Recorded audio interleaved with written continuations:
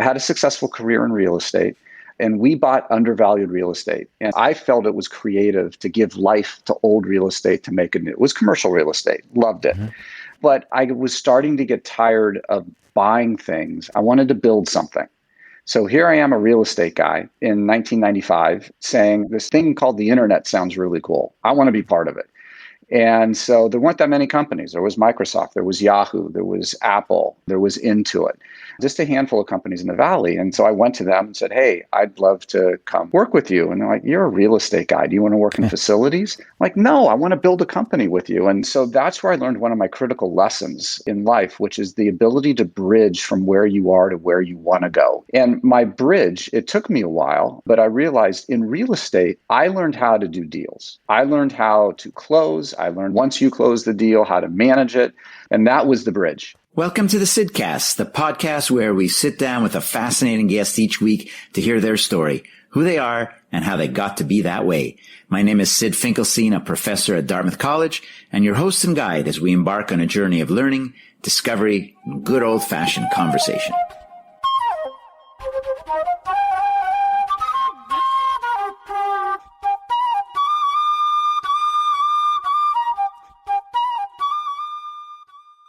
Welcome back to the Sidcast, Sid Finkelstein, and I'm delighted to have Doug Galen as my guest today for episode number 106. Doug Galen is the co-founder and CEO of RippleWorks.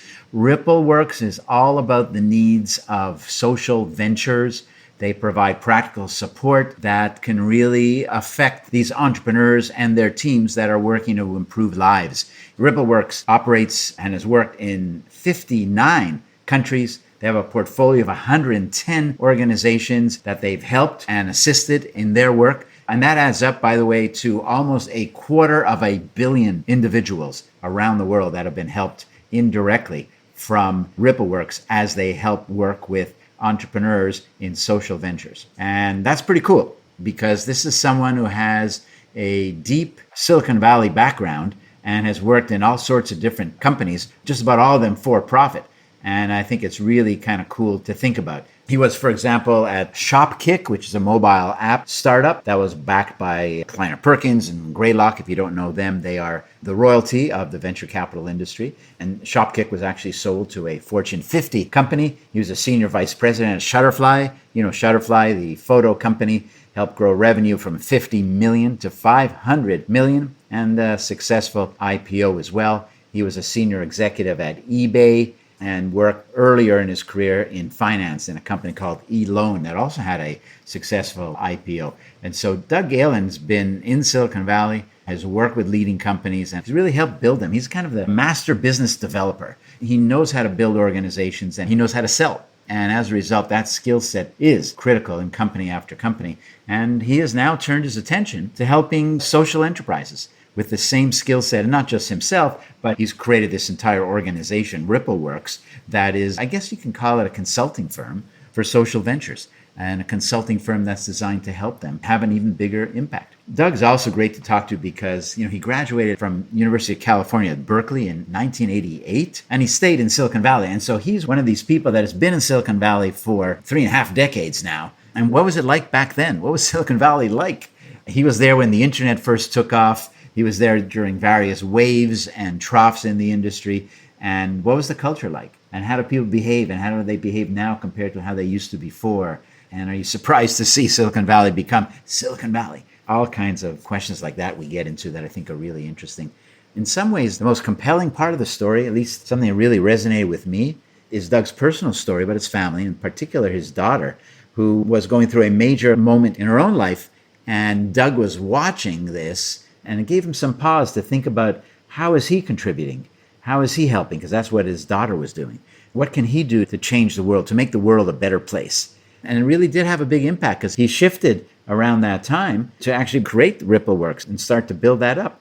I find that aspect of his story really interesting for, a lot of reasons. One, about the personal choices people make. But number two, to make that type of shift, a lot of people talk the talk, but not everybody walks the talk. He has. And number three, in our age of COVID, many people are reflecting on their lives and self-assessing where they are. And they're thinking about, are they really doing what they want? Where's meaning going to come from? What is meaning? How do I want to live my life? These types of questions people are asking more and more. And he did. And I think for that reason, a lot of his story is really going to resonate. So it's a great episode. It's a great story. RippleWorks and the RippleWorks Foundation does amazing work that Doug's going to describe as well. And so, as usual, we get to learn about Doug Galen, and we get to learn about what Doug Galen has been doing in his life that has had such a big impact. Welcome to the Sidcast. It's Sid Finkelstein, and I am here from beautiful Hanover, New Hampshire, talking to Doug Galen. Hi, Doug. Hi, Sid. Great to be here. Thanks for inviting me. Thank you for being with us. We were just chatting before. You're in Silicon Valley, in Menlo Park, and you grew up there, I think you were saying, which is really kind of interesting. I wasn't planning to start with that, but you happened to mention, I said, what was it like as a kid, and what era are we talking about growing up in Silicon Valley? Yeah, so I graduated high school in 1980, so that's the era. My mom grew up in a coal mining town in Pittsburgh, and my father grew up in San Francisco, and his father, so my grandfather also grew up in San Francisco.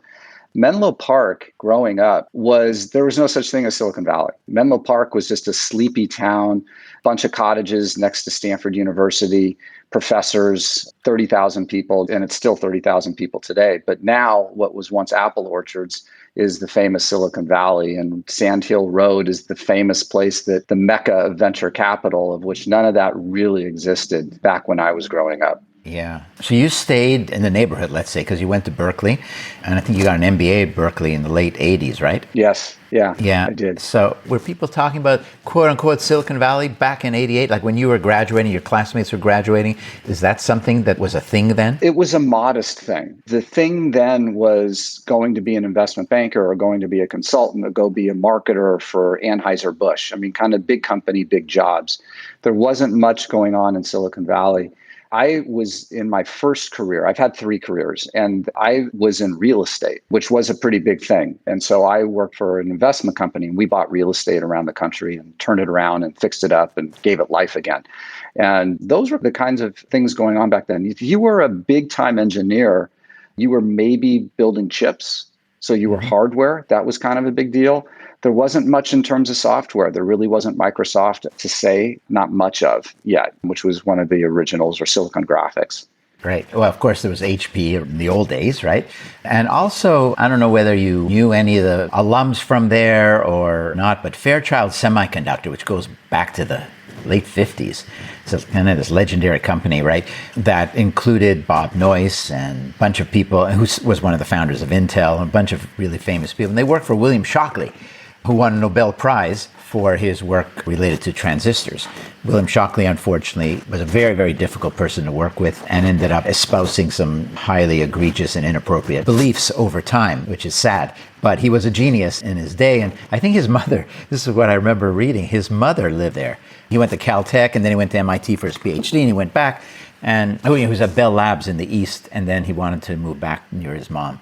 Yeah, it was funny growing up then, because Fairchild was in Mountain View, and Mountain View was all of 5 miles away from Menlo Park.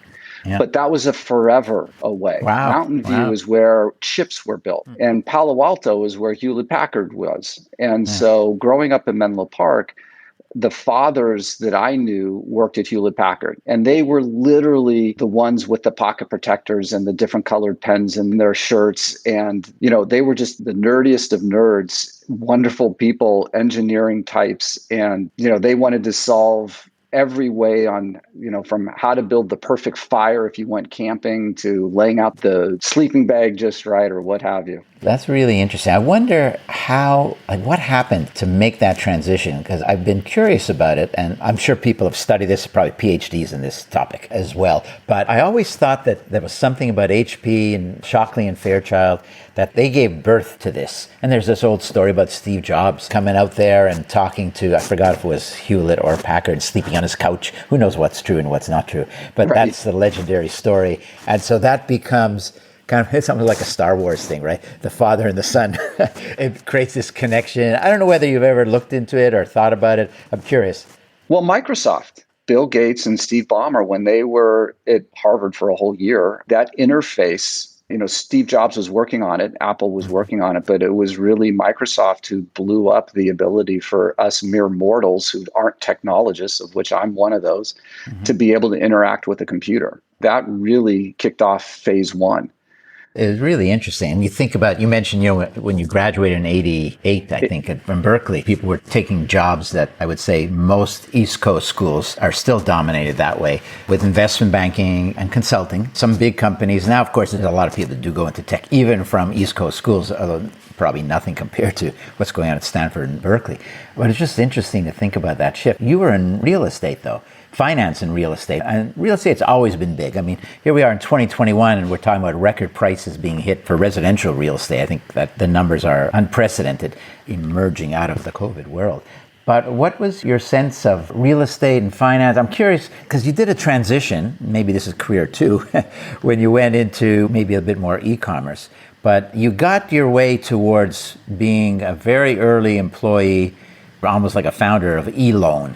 And I'm curious about how that happened, because as soon as you put the E in front of something, we're in a modern world that everyone understands. But that's not the world you graduated from. No, eLoan, which I'll get to, was 1996. And that also, when you think about what your question of kind of the birth of the next generation, 96 was, for the common folk, the internet. And so that was another pivotal moment. My transition was not easy. It was actually one of the more difficult parts of my life, which was I had a successful career in real estate, and we bought undervalued real estate. And I felt it was creative to give life to old real estate to make it new. It was commercial real estate. Loved it. Mm-hmm. But I was starting to get tired of buying things. I wanted to build something. So here I am, a real estate guy in 1995 saying this thing called the internet sounds really cool. I want to be part of it. And so there weren't that many companies. There was Microsoft, there was Yahoo, there was Apple, there was Intuit, just a handful of companies in the Valley. And so I went to them and said, hey, I'd love to come work with you. And they're like, you're a real estate guy. Do you want to work in facilities? I'm like, no, I want to build a company with you. And, they didn't see me as a product manager. They didn't see me as a marketer. They didn't see me as anything. And so that's where I learned one of my critical lessons in life, which is the ability to bridge from where you are to where you want to go in your career. And you need to be able to come up with a story that holds. And my bridge, it took me a while, but I realized in real estate, I learned how to do deals. I learned how to close. I learned once you close the deal, how to manage it, how to do analysis. But more importantly, I learned how to do deals. And so I'm a real estate guy. I can't get away from that. I know how to do deals. And it turns out that the internet was at that point run by a bunch of engineers and technologists who didn't know a lot about doing deals. So my bridge to somewhere from career one to career two was lean into real estate, leverage that I know how to do deals. And I joined eLoan as the third employee behind the first two founders as the guy to do all of our corporate development, business development, drive our traffic, figure out, how to create partnerships so that we could get consumers. And that was the bridge. Yeah, that's actually great advice. It's actually a story that people that go for MBA degrees, they often have to do that. Or they want to do that because, an MBA is a transitional degree for many people. It's not just let's get another degree. I don't think too many people are doing that, but they want to redefine, they want to rebrand themselves. And it's a lot easier when you do that transition through school, but you still have to have a story to tell. You always have to have a story to tell. Yeah, and first of all, most of us don't go to business school, and less of us are going. Most of us aren't privileged to be able to go to business school. Correct. So this bridge of changing careers is just critically vital for all people. I mean, even, in your 30s, 40s, 50s, you're not going to have one career for your entire life. No, the estimates are, 4 or 5 careers these days. And it's a daunting thing. It's a very exciting, really, because it means you're always going to be learning. There's a creativity in there, but it's probably pretty scary too. Oh God, if my wife is listening, you just scared her. I've had 3 careers. If she thinks I'm going to have 4 or 5, I'm in trouble. I have a feeling you might have a 4th and maybe a 5th too, given the journey that you've been on. So it wouldn't shock me. And I bet it wouldn't shock her either, now that we get right down to it. So what was the story with eLoan? What was special about it? eLoan was one of those moments in my life that we all have those treasured moments that stick with us forever. And they're usually in our 20s, where you have that camaraderie of building something where not everybody knows how to do it. You're all new, you're all rookies, figuring it out as you go. You may be married, you may not, you probably don't have kids. And we just worked our tails off and had a phenomenal time. We were on a mission, and we thought the mortgage market was unfair. We thought there was a black box of fees, that the banks were not being transparent. And so we thought that we could create a more transparent way to get a loan, that it would be more equal, that maybe would even reduce costs by being more competitive. And that was our mission of eLoan. We hit it just right in terms of a right idea in a growing market. And a lot of venture capitalists were interested in, as you kind of said earlier, anything with an E in front of it was pretty entertaining. So we raised money from Benchmark and Sequoia and SoftBank in the go-go years. And we took it public and we ran it up and we wrote a lot of loans for people. We then added auto loans and student loans. And it was a really special time. And, we got lightning in a bottle, our first company in the internet space, then went on to do others. But that was really special. Yeah. And so that was, really when the internet was starting to take off and people were paying attention to it. And at what point was it clear that the internet was the real deal? And I say that because there were at least two, probably thousands, if not millions, but at least two really smart people that were not convinced. Jack Welch, the legendary CEO of GE, and Bill Gates from Microsoft. He quickly pivoted, which is what life is all about. But he's on record as saying they didn't really think the internet was going to be nearly as big as other people are talking about.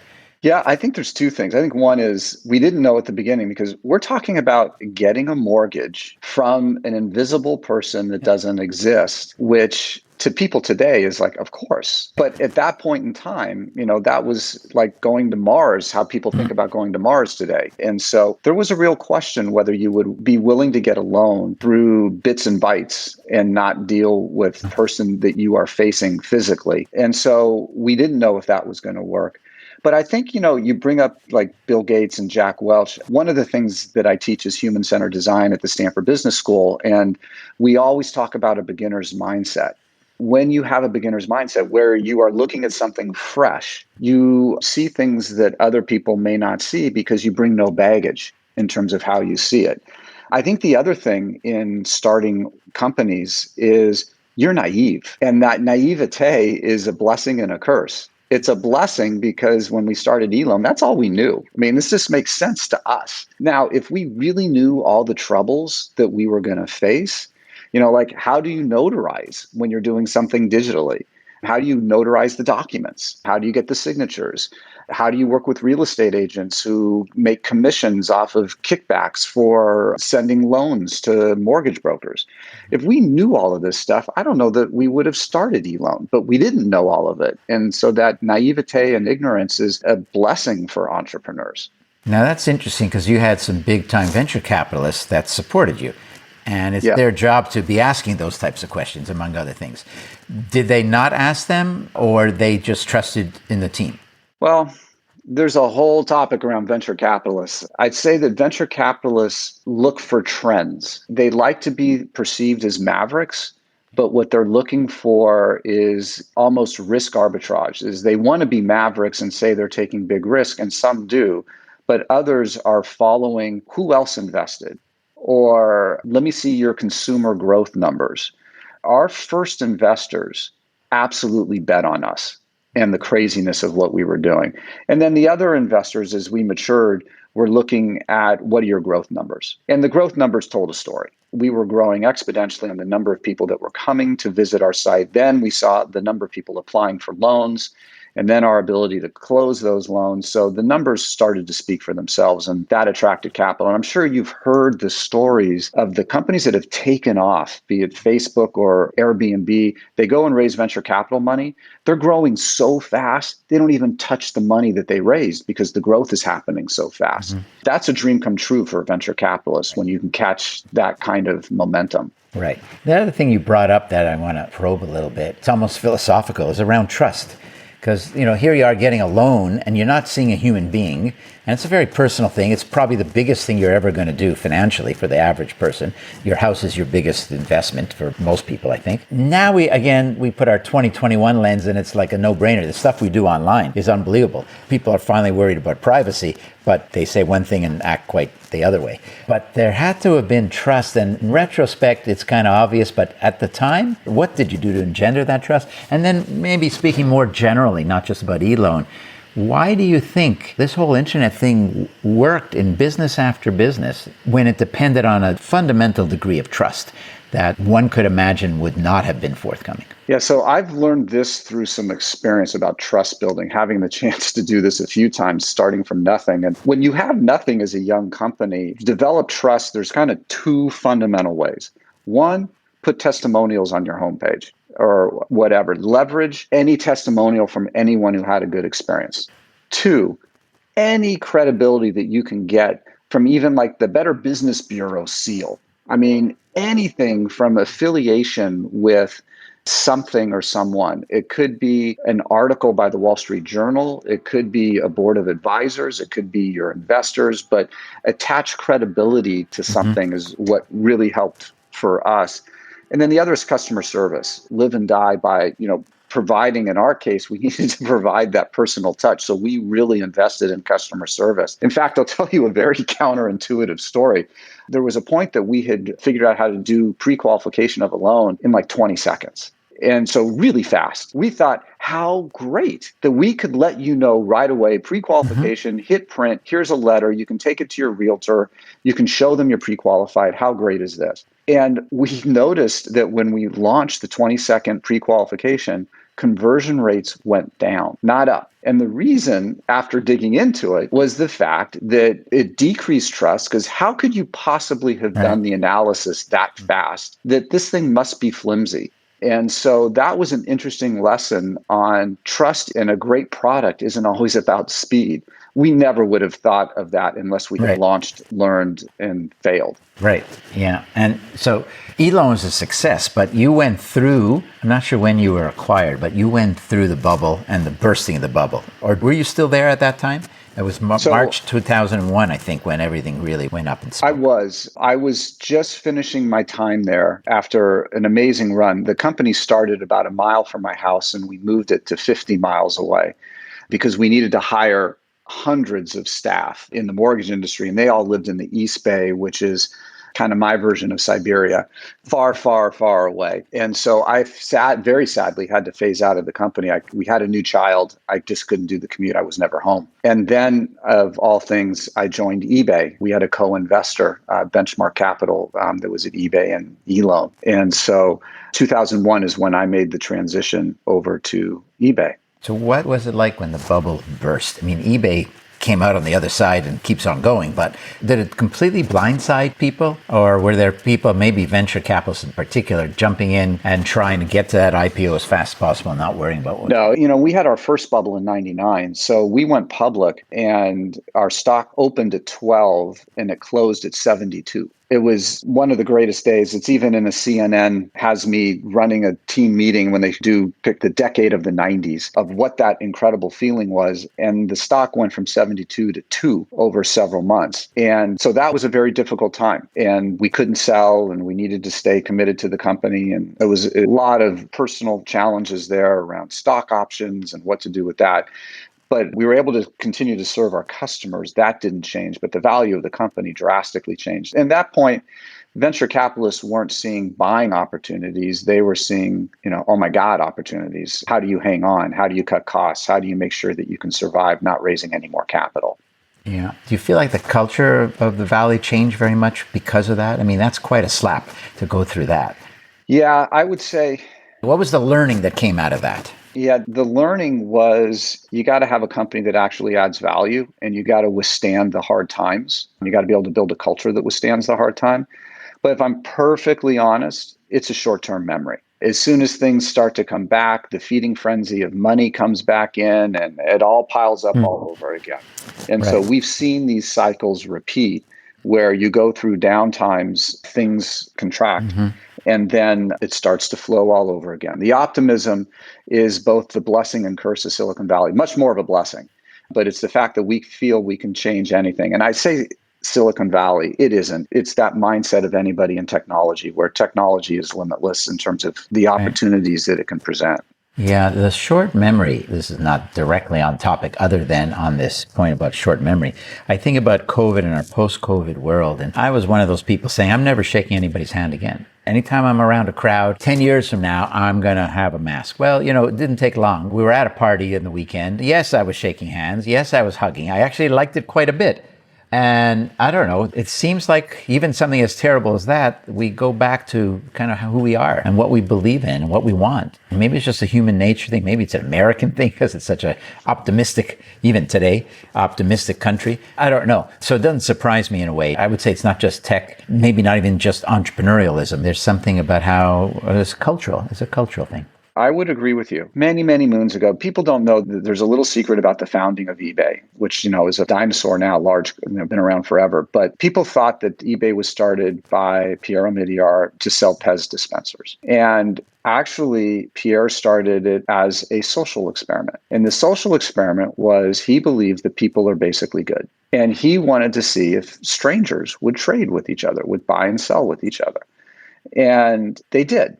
And they do. And with all the troubles in the world, with all of the distrust, certainly in the United States and the bipartisan and everything that's going on, at the core, I share that belief that people are basically good. It's the few that are spoiling it for the rest of us. But getting to your COVID example, we want to believe that life is generally positive. That is our human nature. And again, that's another example of trust. Just a deep level of trust. I always said trust is almost like the underpinnings of a capitalist society, but then it's even bigger than that. You're driving down a highway and you're signaling that you're turning to the next lane. You're trusting that somebody's not going to go do that in front of you or even hit you. Of course, accidents happen and happen a lot, but they hardly ever do relative to the number of actual time that we're on the road and, just switching lanes is my example. There's just implicit trust in so many things in life. And maybe it's good to remind ourselves about something like that because we are in a tough time politically and culturally and certainly in this country and actually around the world. Let's go back to eBay for a moment. Was that a big transition for you to go into a trading company from being in real estate and finance, really? It was a medium transition for me to go to eBay. I was in building companies at that mode. At that point at Elon, I'd done a little bit of everything. And so there were 7 of us who ran the categories at eBay. And internally, we were affectionately referred to as the 7 dwarfs. Who knows why? There weren't very many short people. But we were the 7 dwarfs who ran the categories. And I loved running a business, which was a handful of categories. So it was a modest transition in working for, at that point, we were several hundred people, and maybe even pushing 1,000 at eBay. It's 13,000 now in terms of number of people, plus or minus. But eBay assembled the best and the brightest. The people there just were gone on to do amazing things, but it was an assemblage of incredible people.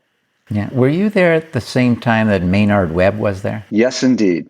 Maynard Webb is one of the true gentlemen, smart, very direct in a wonderful way, respectful way. He's a special human being. Yeah, I'm glad to know that you were there when he was there.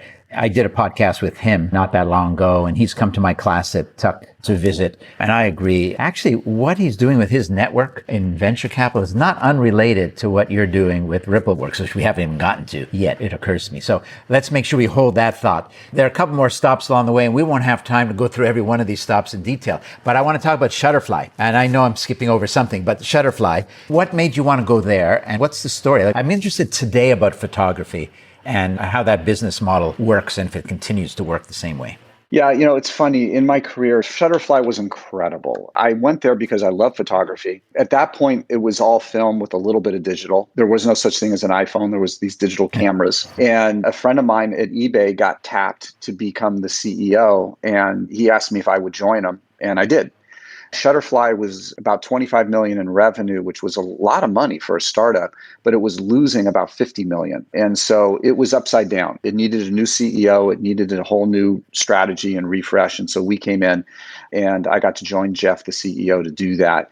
And then we grew it, to 600 million while I was there. Now it's 2 billion and we took it public, and phenomenal ride in terms of facing some big competition. There was hundreds of companies wanting to be a digital photography-based company. Mm-hmm. And we made money by printing things, of all things, printing photo books, printing holiday cards, printing prints.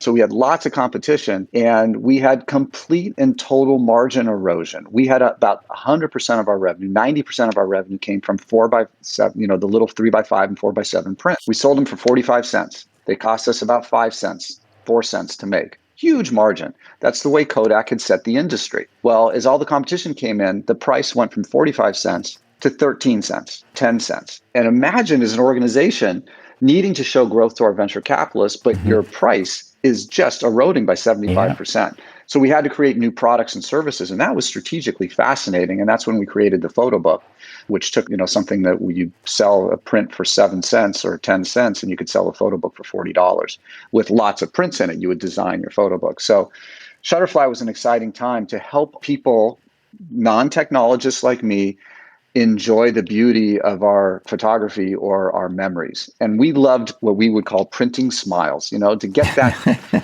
that image back of that memory was a really feel-good business. When do you know that it's time to leave a company? That's a really great question. And it's actually one of the more important questions in life. I was talking to my daughter about this very thing last night. She's 21.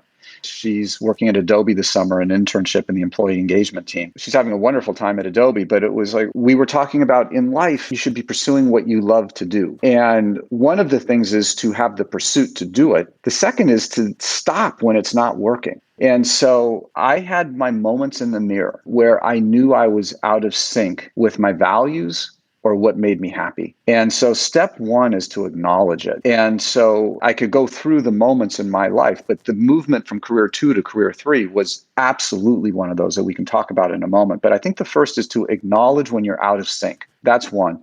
2 then is to figure out what to do about it. In my case, I have a loving wife, married 28 years. She was a rock. She's been a rock. And she was there with me when I was going through these transitions, both financially, because I took risk, big risk, but more importantly, emotionally, I had someone to talk to navigate of what do I do next. So acknowledge it, and then have a trusted friend, partner, parent, counselor to help you navigate. Yeah, because you're someone who has had these, you said 3 careers, but different jobs, big jobs as part of these different stages. And so you've had to do it. And as you were talking about it, just occurred to me, how do you actually know?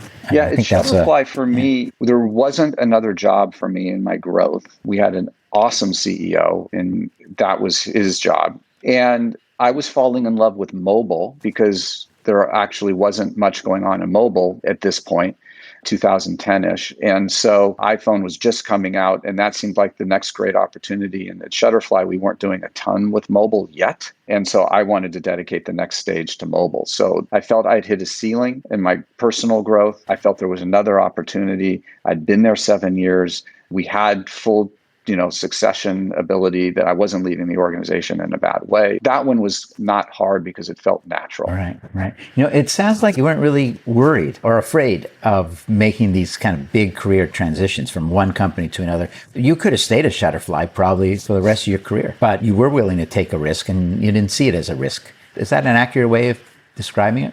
That is. I would say going from Shutterfly to the next one, Shopkick, I didn't see as a big risk. Now, going from real estate to eLoan was a huge risk, and that was difficult. And then going from Shopkick to starting RippleWorks was also a perceived big risk by me, but it wasn't a big risk. But I was scared to do it. You were. So let's quickly talk about what Shopkick was about and then get to RippleWorks. So what was the story there? Yeah, Shopkick, I don't know if you remember at the beginning, I said my mom grew up in a coal mining town in Pennsylvania. Yeah. Her father and grandfather ran the general store in this little coal mining town. And I have these amazing memories of going to this coal mining town and walking into the store and seeing, them run the store, and you can just go buy something and pay on credit at the end of the month. And, they know your name. And I remember I bought, some red paint to paint a truck. And, the next day, how was the red paint? Did it work out? Right. I mean, I just loved this personal feel. And so Shopkick was a mobile app. When you walk into a store, Macy's or Best Buy or what have you, it improved the shopping experience. And my belief was it would make the shopping experience more personal. And it pulled at my memories of that coal mining town in Pennsylvania. And so Shopkick was backed by Greylock, and Reid Hoffman was on the board, and it was backed by Kleiner Perkins. And we built up a sizable business of helping people with the shopping experience when they went into the big retailers. I was the number 2 person there, loved it. And then it was my daughter's 13th birthday where I had an extreme moment in the mirror that led me to saying, I need to go find a little more purpose in my life. And that's when I left Shopkick and didn't know I was going to start RippleWorks, but knew I had to better marry purpose and impact into my day job. It was outside my day job. It was on the periphery, and I had to change it. I had to. When you say you had to, was there a precipitating moment, or it just was a culmination of thinking and self-awareness that led you there? I think I'm going to throw out a number of four things, and then I always forget what the four things were. But there was background and then foreground. There were a couple things that happened in the background. One, I was always traveling. Our daughter was in the 7th grade.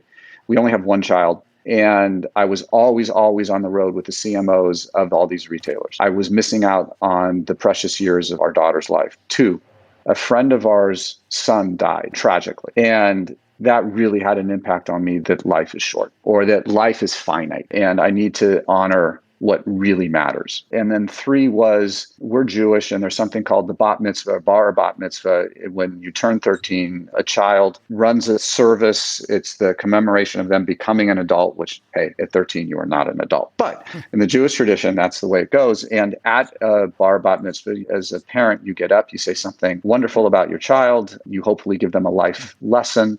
It's a teachable moment. And so our daughter, Jessica, and I talked a lot about, what are you going to do to give back to society? Anything. Pick up the piece of trash, donate blood, volunteer, whatever. But think about that. And then what are you going to do to make the world a better place? And I was having a wonderful time at Shopkick, but I was helping people shop. And if I'm delivering that message to my daughter of, what are you going to do to make the world a better place? Yeah. And I'm not. That was my moment in the mirror of not living my values. Life is short. I have to change. I have to. I have the opportunity. I have the ability. That's where I should be spending my energy. Yeah. How did it end up that it was RippleWorks? And maybe you should explain what it is in the first place and how it ended up that would be the place where you try to have your impact that you're describing. Yes. So RippleWorks is a life journey. Everyone says, go follow your passion. I agree with that. But what if you don't know what it is? Correct. Most of us don't.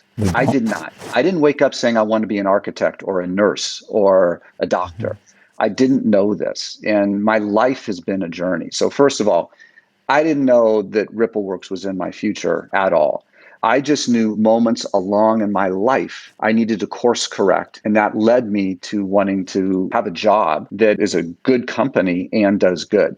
RippleWorks is a foundation that I started with Chris Larson, who was back at the eLoan. So he was the co-founder of eLoan, and we stayed friends all these years. It's a foundation that is dedicated to other entrepreneurs, but social entrepreneurs who are trying to change the world positively. They're trying to address tough challenges that we're facing. It could be climate, healthcare, education, financial inclusion, helping the poor, what have you. And we are a pro-entrepreneur foundation that is just trying to help these entrepreneurs. I could go into more details of what we do. We didn't have any money at the beginning. We provided services, which I can talk about. But I didn't know RippleWorks was in my future when I quit Shopkick, left Shopkick. I went on a walkabout, and I went and talked to lots of social entrepreneurs. I talked to companies. I talked to funders. And it was really interesting. Every time I met with a funder, I heard the same thing. And the thing that I heard was, do you know any other entrepreneurs that we could fund? And I thought about that for a second. I said, you're asking me if you need more entrepreneurs. Do I know any entrepreneurs? That means you can't get all your money out. Here you are trying to do good in the world, and you're saying that you need more people to fund. And I always thought money was the scarcest resource, and money is scarce. Don't get me wrong. Nonprofits need more money than they have, but there was something else missing, and it was skills. It was more entrepreneurs. It was having the capabilities to scale an organization. And that's what RippleWorks was created for. Chris and I started RippleWorks to do that very thing, which is to help entrepreneurs scale their organizations by solving really practical problems. And you do that not only because probably you did some of this early on, but by you or the two of you rolling up your sleeves and working with entrepreneurs by creating a network where you bring in talent and experts. So was that the initial plan? And could you explain how that works? Yeah. So you know how most of our best lessons come from mistakes? Yes, they do. And the ones that the hair on the back of your neck goes up when you start to recall them. Yes. And I have one that is funny how looking back, my career makes total sense. In the moment, it makes no sense. One of those mistakes was before we went public at Shutterfly, I had the opportunity to create our foundation and run it. And then it had a bunch of IPO shares. It was a good, strong foundation. Well, our first event with our company was we took the whole company, we went to a school nearby in the barrio of Redwood City, California, where we spent the day helping this middle school.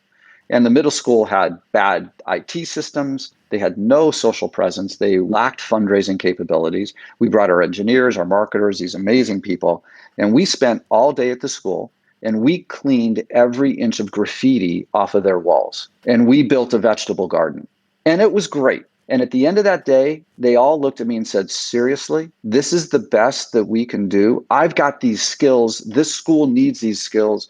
And we cleaned graffiti off of walls. And that stuck with me. And if you actually go back to Pierre Omidyar, people are basically good. What stuck with me is that there are a lot of people who would like to give back, but they don't know how. In fact, when I left Shopkick, I wanted to give back. And there were some places that I could find, but I needed someone to vet what organization I could help. I needed someone to create a project with the CEO that my skill set would apply. Honestly, I had a day job. I didn't want to sweat all the details of running the project. I needed help. And so that was what created RippleWorks, is my walkabout that saw the need for entrepreneurs to get skills, and my Shutterfly experience of there are so many people who would want to give back.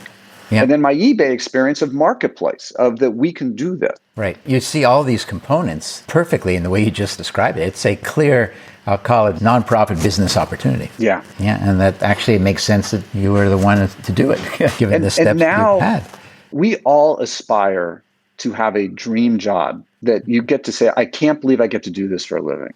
You know, the energy that you bring, Sid, to podcasts, you do this as a passion. I've listened to your podcast. I've listened to you talk about the passion that you bring. It's what you love to do.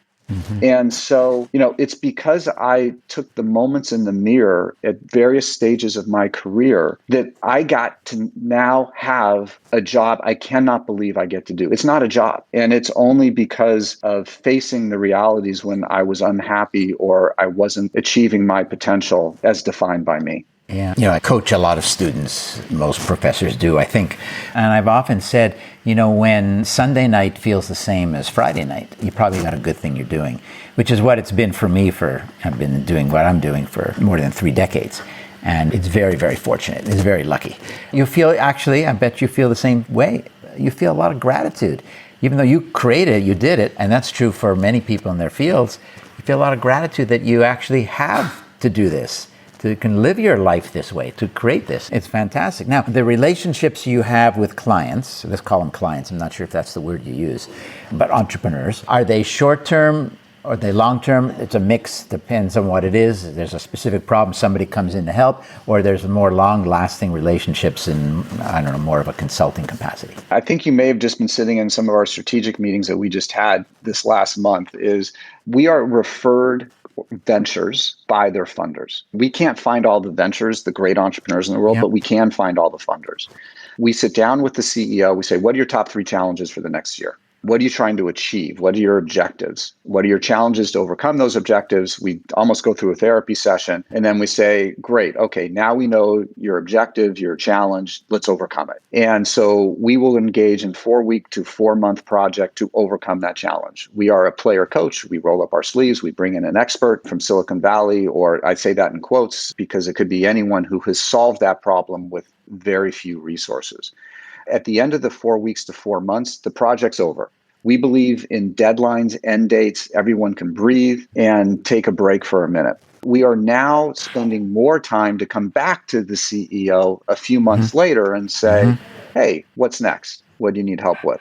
We've been a little transactional, and we're now moving towards more of a relationship so that we can stay with the organization until it has achieved its potential. So we're in about 60 countries now. We've done 150 of these projects. They range from marketing to technology to scaling middle management to hiring. And they're just exciting because they're amazing entrepreneurs. Has COVID affected what you're doing at RippleWorks very much? It has, a couple of ways. One is part of what we do is we fly our experts who are working on the projects to wherever the company is for as long as the expert wants to go. They become more culturally aware, they can lean in. It's usually about 3 to 5 days. But if they want to stay longer, we support that. And so one is there's no travel. And so we lose that 3D personal connection, not just looking at the screen. The second is there's been more urgent needs. And so we've doubled our staff. We're expanding to meet the need, first of healthcare companies. We had an all hands on deck for a community health working company in Africa where we got 20 of our experts to all help solve this one problem to change all of the iPad work that these community health workers use to be able to address COVID immediately. And so we responded very quickly on that. And then we had to respond to issues like financial crisis. How, as a CEO, do you manage a mental crisis? How do you manage a remote environment where you've been all physical? So it's been hard, but there's been an interesting innovation that has occurred, and it's the power of a crisis. What do you do when you can't go to school and you're in Africa? And so the entrepreneurs we support have had to figure out remote learning, literally using AM airwaves to be able to broadcast. Or farmers, which is the largest workforce in the world, 500 million farmers in this world, supporting 2 billion in family members. They usually have community meetings to be able to share best practices of how to plant. How do you replace that? And so there's been some innovation that has occurred in the last 12 months that are actually going to be better for these interventions to help the farmers or the teachers or the students. Yeah, I can see that. One thing that your description makes me think about is, so you have these experts that go in 3 to 5 days. There's many different projects. So there's learning that's happening that's independent, or rather in addition to what the expert is learning, something that the expert didn't know before. Even though they're the expert of the content, it's the application of it. And so you've got these pockets of information and knowledge. And my question is, how are you trying to kind of leverage that and use that and reuse that so that you don't have to reinvent the wheel, so to speak, every time? Yeah, so we believe in depth of the work we do versus breadth. And so we've done 150 projects, which is amazing. And we go really deep and we have profound impact on the organizations, but we're not working with 1,000 organizations. That's bothered us because that's not as inclusive as we could be. And so you raise a really good question, which is, what do we do with all these learnings? And so what we did is we created another part of the foundation, which is we run highly practical workshops where we can now take what's been learned from that managing through a financial crisis for that one organization. That expert now has a philosophy and approach, and now we can share that to 50 organizations at a time, as long as it's highly practical. Just watching a video or a webinar, we just don't think that the learning stick. It's not that impactful. So we have high engagement practical workshops, which have now reached 600 ventures. And so we're trying to open source the learnings from our projects through these workshops. And we're going to be doing a lot more of these workshops in the next 5 years. I think that's great. The thing that provoked this last question, I'll give you the context where it comes from and then ask you if or how that might fit. So a few years ago, I was working with this very large pharmaceutical multinational. And part of my work with them involved 1-hour coaching sessions with executives in different parts of the world and different businesses. And they would work on what we call the leadership challenge, something that they were struggling with in terms of their personal leadership. And it could be anything, absolutely anything, as long as it was meaningful and really important for them. And as I'm talking to someone in Brazil, I know that, I talked to someone in Turkey last month on exactly the same issue, but I can't reveal that because that's confidential. And I thought about it, I'm just one guy in a company, and I can see these connections in the space of a relatively small consulting engagement. And what a lost opportunity. And how can organizations get better at capturing the amazing amount of knowledge that keeps getting generated and regenerated? That was in the back of my head with my question to you. And I could see how workshops do it, but I wonder whether there's some other more demand-driven mechanism. I have a problem, and this is the category of my problem. Experts that have done it before, and that's kind of your matching. I think that's your solution. But then there's, the 5 other entrepreneurs that have dealt with it. And from their point of view, they have deep expertise and experience and context in dealing with that problem. So they're not maybe as wise as the expert, but they've just done it. I don't know. Wouldn't it be interesting to kind of connect them in some way, in some kind of learning pod? 100%. I mean, it's like a peer circle. And yes. So without a doubt, there's real opportunity.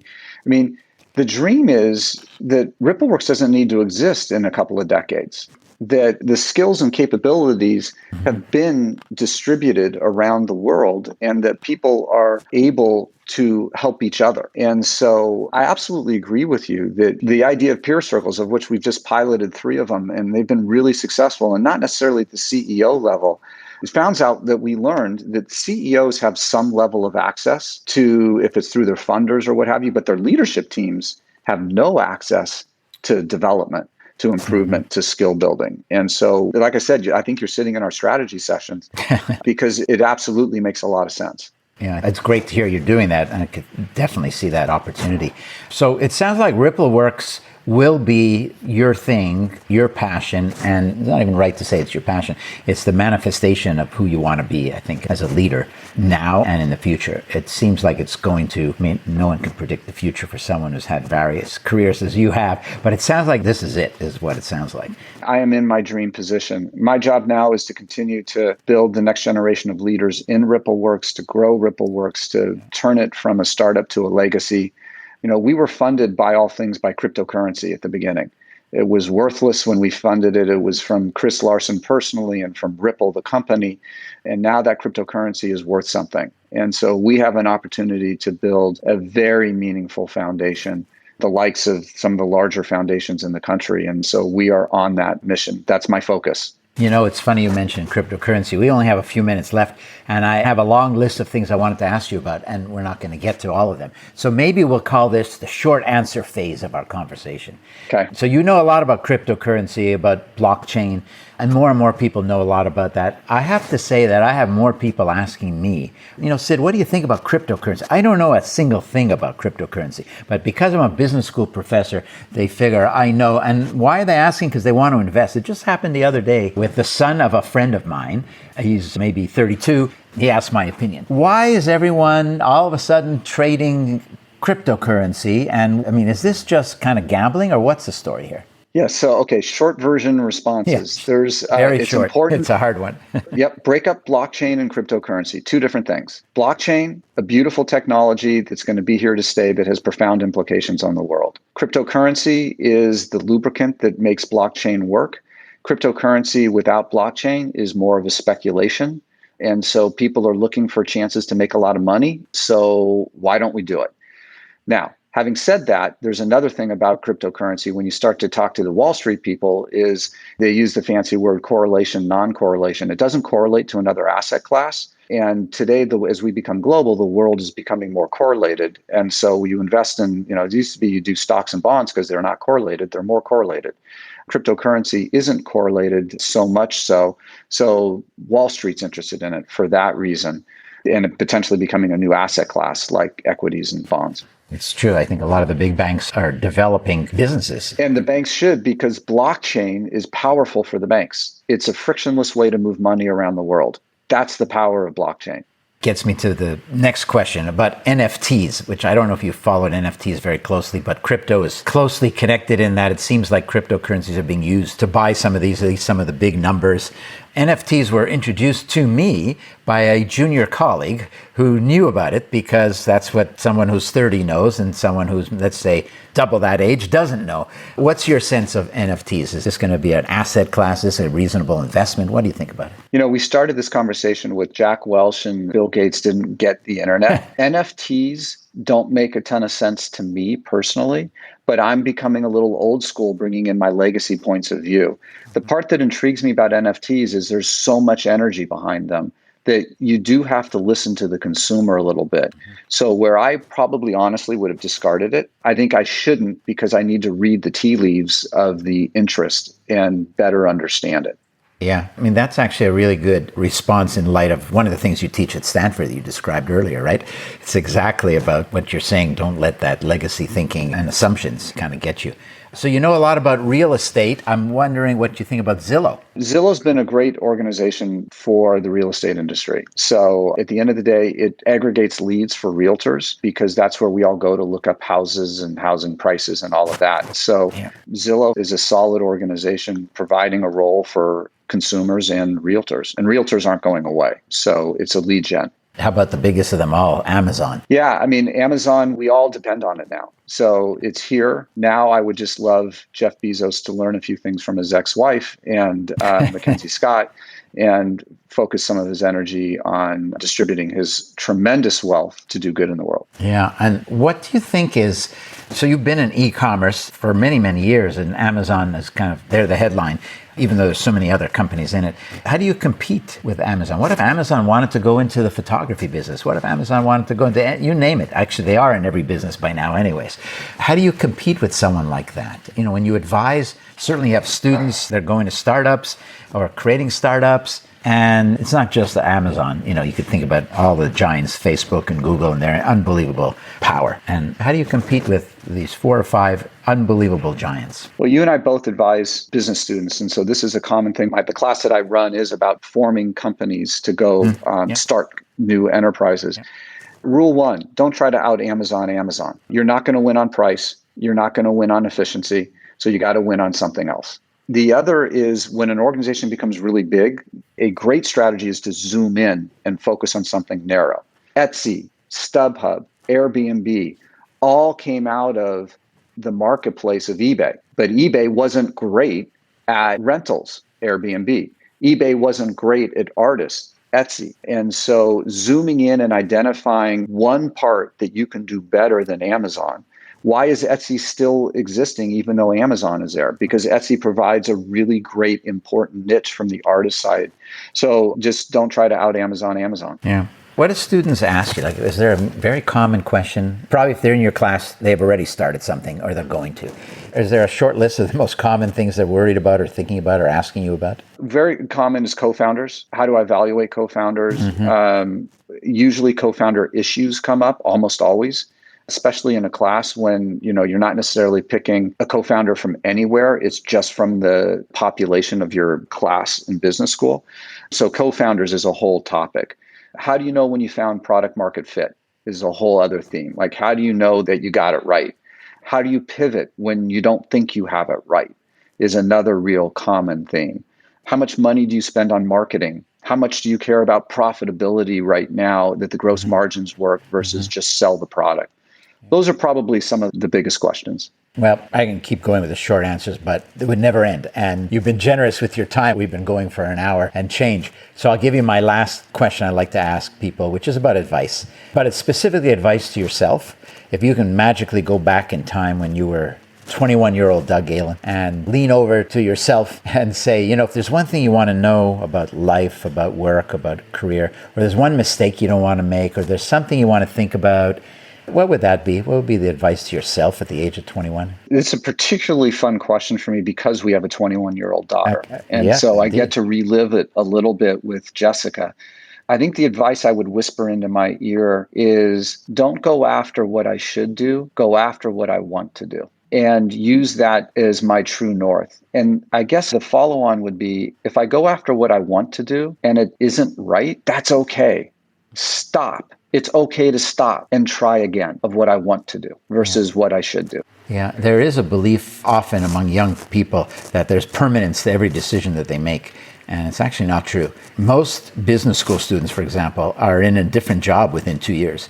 And the amount of time, as you may know, that they spend trying to figure out what that job is going to be is unbelievable. It's almost like life and death. But in fact, when you go look at the data 2 years down the line, so many of them have done something different. So I think that's pretty wise.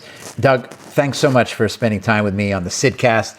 Teaching us a little bit about Ripple Works, I think is really exciting what you're doing, and your personal journey as well. It's been fun to engage with you and learn from you. Thank you, Sid. I've thoroughly enjoyed my time with you and love the work that you're doing on your podcast.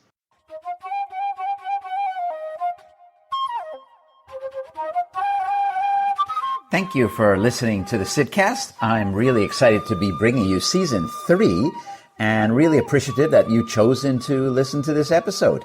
If you haven't already, please subscribe to the series and you will never miss a single episode.